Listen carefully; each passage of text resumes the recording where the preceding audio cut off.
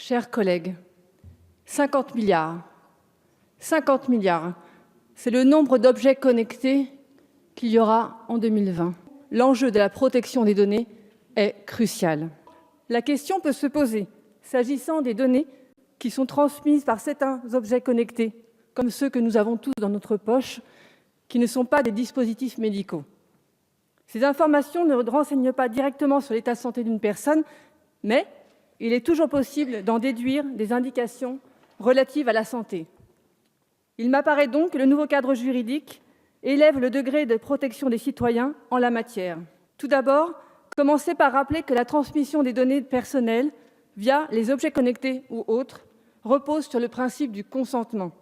La collecte des données personnelles suppose donc une plus grande sensibilisation de nos concitoyens à cet enjeu. Ensuite, je rappelle que des obligations pèsent sur les responsables de traitement. Les données doivent être collectées pour des finalités déterminées, explicites et légitimes. L'ouverture de l'accès aux données de santé reste inchangée et doit permettre de favoriser la recherche, l'innovation, l'amélioration de la prise en charge des patients, ainsi que la définition de nos politiques de santé publique.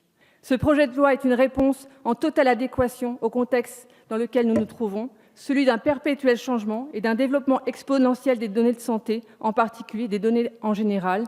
Il nous faut être au rendez-vous des objectifs fixés par la RGPD. Le législateur y prend sa part en examinant ce texte. Merci. Merci beaucoup, Madame la rapporteure.